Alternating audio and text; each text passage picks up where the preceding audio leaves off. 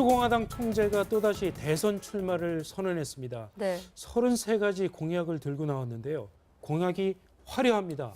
네, 내년 대선에 네. 아마 또 허경영 씨가 출마할 것으로 보여지고요. 어제 장소가 이화여자대학교인데 거기에서 본격 이제 대선 출마 선언을 했거든요. 예. 그러면서 이 공약 33조를 내세웠습니다. 그래서 예. 지금 화면 속에 나오는 것처럼 어우, 잘 길어요. 줄줄이 예. 있는데 네. 이 면면을 보면은 이게 지금 하나씩 나오고 있죠. 예. 예. 결혼 수당을 1억입니다. 결혼을 하면 1억 원을 주겠다. 계속 다 주장했던 겁니다. 네. 결혼하는 순간 1억을 저 지급입니다. 하고 출산할 경우에 이제 3천만 원씩 이제 바로 직결해서 지급을 하게 되고요. 이제 주부들에게 있어서 맞벌이가 아닐 경우에는 또 수당을 공급을 하게 되고 지금 현재 65세 이상 이제 노인에게 주는 기초연금에 이제 액수를 올린다는 겁니다. 네. 그래서 제가 보기에는 50만 원대까지도 기억이 나는데 더 올렸습니다. 그래서 이번에는 월 70만 원. 70만 원이고 지금 1,300조 아니겠습니까? 가계부채가. 예. 이거 이제 무이자 융자로 이제 전환하는 뭐 네. 시간을 두고요 하겠다라는 거고 이 신용불량자 같은 게 있습니다. 개인 파산, 개인 회생한 분들 이런 분들에게는 이제 20년간 무이자 지원을 하겠다라는 게 있고 또 주택도 2억 같은 경우에 무이자로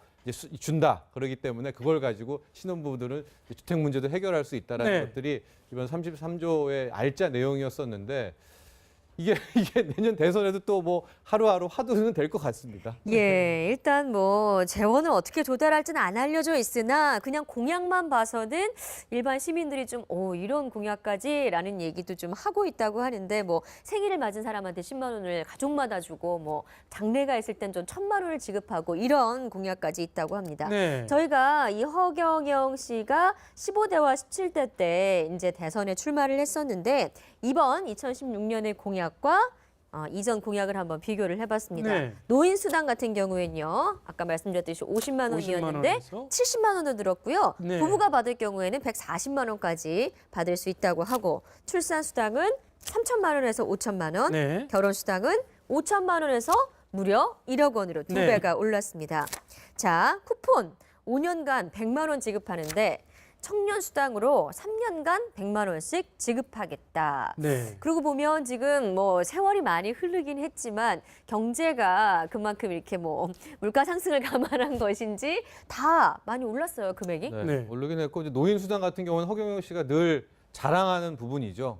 자기가 했던 것들을 어쨌든 액수는 줄었지만은 월 20만 원씩 그 어르신들한테 공급하지 예. 않습니까? 그러니까 항상 자랑하고 있는데 그걸 이제 70만 원까지 올린다는 거고 맨 마지막에 저 바우처 지급 역시도 네. 지금 이제 청년들에게 서울시도 그렇고 성남시도 그렇고 수당 지급하지 않습니까? 하고 있죠. 그래서 이제 다 봐라. 결과적으로는 내가 다 맞고 시간이 갈수록 나의 혁명공학이 더 맞을 것이다. 강한 자신감을 피력하고 있습니다. 근데 네. 조금 다듬으면은요 현실적으로 충분히 해낼 수 있는 그 그렇습니까? 허황된 공약은 아니고 예. 그렇습니다. 지금 이 쿠폰 같은 경우에도요 그 전라도 목포 같은 경우에 65세 이상 노인들에게 일주일에 2번씩 3,000원짜리 그 목욕탕 목욕탕 쿠폰.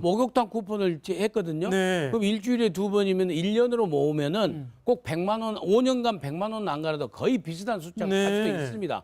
근데 실질적으로 그게 해보니까 여러 가지 이제 문제점 비판은 있었지만 실질적으로 해보니까 목욕탕 업소가 활성화되고 여러 예. 가지 지역 경제에 활성화된다는 그런 측면도 있었어요. 부작용도 있지만 물론 그렇군요. 깡에서 현금으로 써버리고 하지만 아무튼 말씀드리고 싶은 게 이런 게 하나하나 차근차근 뜯어서 정부 당국에서 실질적으로 해볼 만한 그런 공약도 있다라는 얘기죠. 네. 예. 이 지금 혁명 공약을 위해서 예산을 200조 원을 들이면 될 것 같다. 네. 사실은 뭐 우리나라 예산 한 400조 조금 넘는 돈 중에 그렇죠. 절반을 이렇게 일반 서민이나 중산층을 위해서 쓰겠다라는 건데 물론 뭐 국방비는 어떻게 하고 SOC는 어떻게 합니까? 뭐 좀 황당하게 들리긴 하지만 문제는 워낙 살기가 팍팍하다 보니까 참 이제는 좀 솔깃하게 들리기도 한다는 거죠. 아니 저는 그래요. 누리꾼들만 하는 얘기가 아니라 네. 그럼 200조 어디서 마련할래라고 네. 했을 때 이분이 얘기한 게 국회의원 숫자 100명 줄이겠다. 지방자치단체 하는 일 없지 않냐. 그렇죠. 그거 다 없애겠다. 또 정당들도 지금 얼마나 지금 정치권에 실망을 많이 한 겁니까? 예. 정당 지원금 다 폐지하겠다. 그리고 이제 벌금들 같은 경우 범죄자들 경제사범들 막 수십억 수백억을 했는데도 그냥 우리 황제노예가고 끝나고 면제 받고 그렇죠. 그러지 않습니까? 예. 그거 다 추징하겠다 이렇게 나온단 재산에 말이에요. 비례해서 벌금도 벌금을 물리겠다. 매기겠다. 그렇게 해서 200조 만들겠다고 하니까 이 허경영 씨가요. 저기 뮤직비디오 나오는데 눈에서 레이저 쏘고 뭐 본인이 막 공중부양한다고 축지술 쓴다고 하니까 사람들이 워낙 허황된데 예. 그게 아니라 정말로 세련되게 다듬은 사람이 나오고요. 조금 더 정말 그럴듯한 얘기 나오면 저는 걱정스러운 게 필리핀의 지금 두테르테 대통령 네. 얼마나 정권에서 말도 안 되는 정말 행동을 하고 있지만 국내 지지율이 얼마나 높습니까? 그런 네. 사람들이 나타나지 말란 보장이 없어요, 지금. 정치권들이 진짜 각성해야 돼요. 허경영 네. 씨에게 솔깃하는 누리꾼들이 많다는 거 아니에요, 그래서 예. 실제로. 근데 예. 그래서 다시 제가 말씀드리면 허황된 것이 아니라 지금 허경영 씨가 얘기하니까 허황되게 보이지만은 이걸 다 모아서